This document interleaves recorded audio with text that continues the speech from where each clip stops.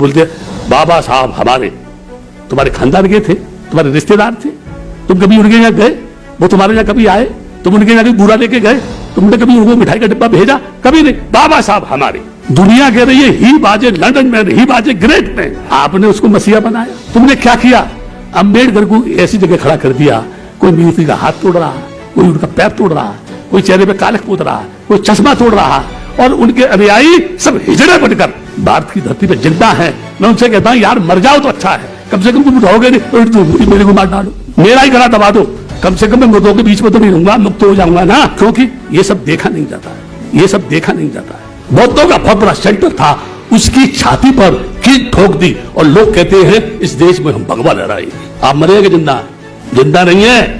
एक डॉक्टर अम्बेडकर ने पूरे देश को हिला दिया, और उसके बाद जितने बैठे हैं यहां सब कायर हो, बुज़दिल हो, निकम्मे हो, डॉक्टर अम्बेडकर के आदर्शों के हत्यारे हो, हत्यारे हो। ए भारत मां की नाम लेने वाले लोगों, भारत मां की छाती पर उसकी संतान को तुम नंगा सड़कों पर खींच रहे हो, तुम नंगा सड़कों पर खींच रहे हो। डॉक्टर अम्बेडकर ने संविधान बनाकर नारी को समानता नहीं दी होती तो इंदिरा गांधी क्या, ये मुर्मन द्रौपदी क्या आराधना कर रही होती, घंटी बजा रही होती पूरे देश में, जय भीम, जय भीम, जय भीम।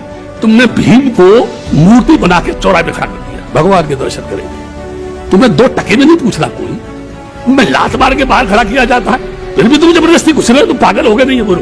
तुमने डॉक्टर अम्बेडकर के आदर्श को मिट्टी में मिला दिया और तुम उसके स्वाभिमान को बचा नहीं सके। तुमसे ज्यादा बुज़दिल, तुमसे ज्यादा निकम्मा जो उनको समझ नहीं पाया आज भी पिट रहा है। इसमें संविधान का क्या दोष है, बाबा साहब का क्या दोष है? जो दोष है सब तुम्हारा दोष है।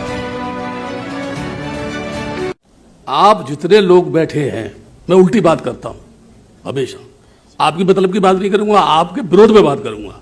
और मैं क्या कह रहा हूं आपसे, आप सब जिंदा हैं या मरे हुए हैं? आप मुझे ये बताओ, सब जितने यहां बैठे हुए हैं, एक प्रश्न है मेरा, तुम जिंदा हो या मरे हुए हो? बोलो। जिंदा हो ना? तो सुनो, जिस पुष्पमित्र शुंग ने भिक्षुओं को काटा और 84,000 स्तूपों को मिट्टी में मिला दिया, समझ रहे हैं मेरी बात को? साकेत में उसी पुष्पमित्र का मंदिर बना दिया, तो तुम जिंदा हो कि मरे हुए हो? सब मरे हुए हो।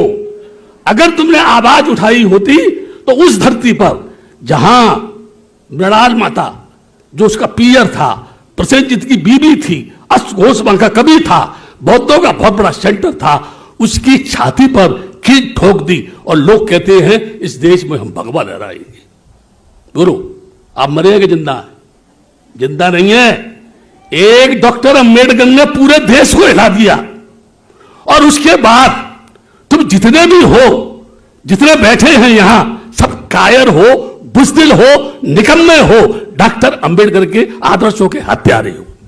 अगर बुरा लगे तो मुझसे कहना, आप ऐसा मत बोलो, मैं ऐसा ही बोलता हूं, ठीक है? आप कहेंगे क्यों?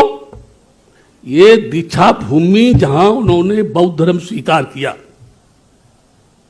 समझने की चीज है, दिमाग से समझना मेरी बात को। उन्होंने क्या कहा? मैं आपको वो धम्म दे रहा हूं जिसने विश्व के मानव समाज को मानव से जोड़ा। अब जितने भी या किसी अन्य धर्म के भी बैठे हों, उनसे मैं अगर पूछता हूं, इस दुनिया में अगर आदमी नहीं रहेगा तो तुम्हारे मर्यादा की कौन पूजा करेगा? जब आदमी नहीं रहेगा तो मंदिर में कौन जाएगा? जब आदमी नहीं रहेगा तो उनको कौन पूजेगा? इंसान की छाती पर हत्या करके उसके ऊपर कल्पना का महल खड़ा करना, आज तक इस देश का कोई भी आदमी मेरे प्रश्नों का उत्तर नहीं दे पाया। कितने हमारे देश में भगवान है, हमारे देश में कितने देवता हैं? ये भूखा और नंगा है। क्यों? मुझे सरकार जवाब दे, मुझे लोग जवाब दे, मुझे मनीषी जवाब दे, ऐसा क्यों है? यह देश भूखा क्यों है? दूसरों से भीख क्यों मांग रहा है? जिसने बुद्ध के दर्शन को संसार में लोगों को बताया, मानव को मानव से प्यार होना चाहिए। अगर मानव मानव से प्यार नहीं करेगा तो नफरत की दीवार खड़ी करेगा, आदमी को आदमी से लड़ाएगा, आदमी की आदमी से हत्या कराएगा, आदमी की मानवता खत्म करेगा, उसकी एकता को खंडित करेगा, उसे मानसिक गुलाम बनाएगा। तुम जितने यहां बैठे हो, तुम मानसिक रूप से स्वतंत्र हो कि गुलाम हो? बोलो, जितने बैठे हुए, जवाब दो मेरी बात का, बोलो। मैं जितने भी यहां बैठे हैं पढ़े लिखे, वेल एजुकेटेड, सब मानसिक गुलाम है, एक भी स्वतंत्र नहीं है। तुमने कभी अपने आप को जाना कि तुम कौन हो, क्यों पैदा हुए? तृष्णा लाओ, मकान लाओ, कार लाओ, बंगला लाओ, है ना, लाओ दो। भूख इतनी बढ़ गई है कि वो शांत होने का नाम ही नहीं ले रही। क्या कहा? जीते जी बड़े बड़े शहंशाह मर गए धरती पर, उनकी भूख भी खत्म नहीं हुई। हुई क्या?